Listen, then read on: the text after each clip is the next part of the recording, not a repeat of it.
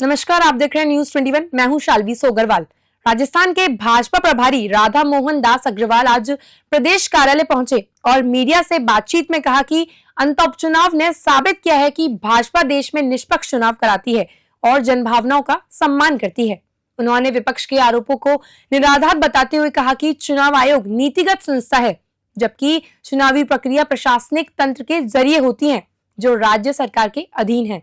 उन्होंने कांग्रेस पर हार का बहाना बनाने का आरोप लगाते हुए कहा कि पार्टी लगातार कमजोर होती जा रही है और नेतृत्वहीन स्थिति में है। अंता चुनाव ने सिद्ध किया है कि भारतीय जनता पार्टी इस देश में कितना निष्पक्ष चुनाव कराती है। दिल्ली में भी हमारी सरकार है, राजस्थान में भी हमारी सरकार है और 6 महीने से ये पता था कि चुनाव होने वाला है। अगर हम चुनाव को राजनीतिक आधार पर, मतदाता सूची के आधार पर, प्रशासनिक आधार पर नियंत्रण करना चाहते गलत तरीके से, तो अंतः चुनाव हमारी जेब में हो सकता था। लेकिन हमने जन भावनाओं का सम्मान किया, पूरी ईमानदारी के साथ, 100% निष्पक्षता के साथ। मैं दूसरा उदाहरण दे सकता हूँ जम्मू कश्मीर का।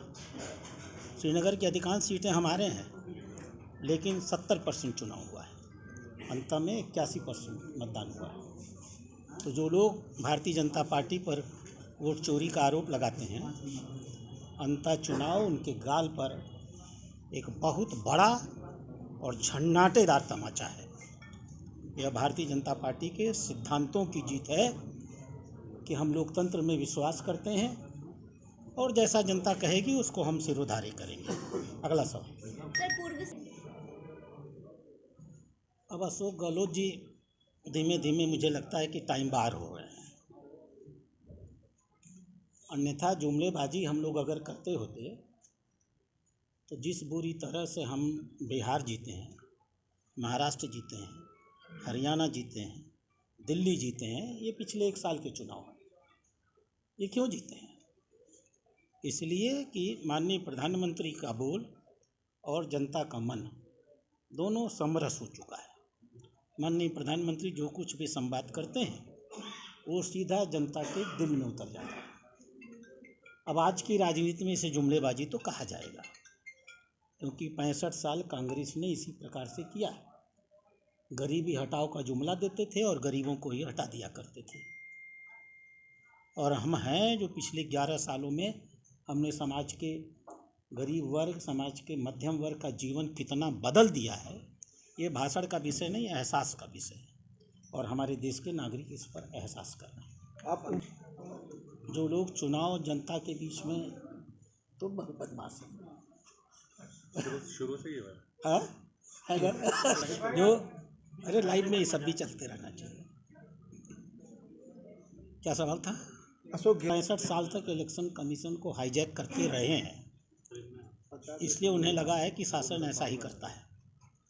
उनको इतनी बार 3 बार मुख्यमंत्री रहे हैं शायद ना, फिर भी उन्हें एहसास नहीं है कि चुनाव कमीशन एक ऐसा तंत्र है जिसके पास अपनी कोई सेना होती ही नहीं। चुनाव कमीशन दिल्ली में नीतिगत निर्णय लेता है, ज़मीन पर उस पर कार्रवाई करने का काम BLO का होता है, SDM का होता है, DM का होता है, प्रदेश के मुख्य निर्वाचन अधिकारी का होता है, जो प्रदेश का ही एक IAS अधिकारी होता है और उसकी नियुक्ति भी प्रदेश सरकार ही करती है। प्रदेश सरकार माने मुख्यमंत्री करती है। अगर चुनाव आयोग SIR करा रहा है तो ऐसा नहीं है कि चुनाव आयोग ने पूरे देश में अपने दिल्ली के तंत्र से ढेर सारे अधिकारियों को भेज दिया है। चुनाव आयोग SIR उस प्रदेश के प्रशासनिक तंत्र के माध्यम से कराता है जो उस प्रदेश के मुख्यमंत्री के नियंत्रण में रहता है। इसलिए ये कहना कि चुनाव आयोग तानाशाही कर रहा है, उसके पास तंत्र ही नहीं, दांत ही नहीं है उसके पास। जिस व्यक्ति के पास दांत ही नहीं, वो चबाएगा क्या? सारे कर्मचारी राज्य सरकार के होते हैं और मुख्य सचिव और मुख्यमंत्री के नियंत्रण में होते हैं।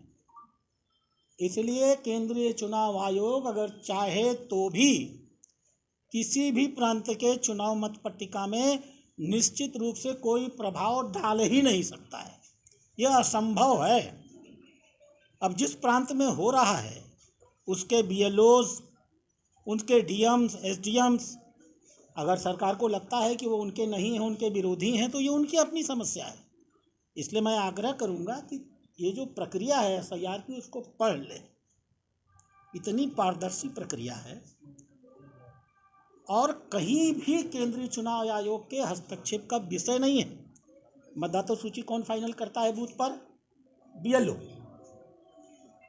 उसको मान्यता जिले के स्तर पे कौन देता है? जिला चुनाव अधिकारी। वो आपके प्रदेश का IAS अधिकारी होता है।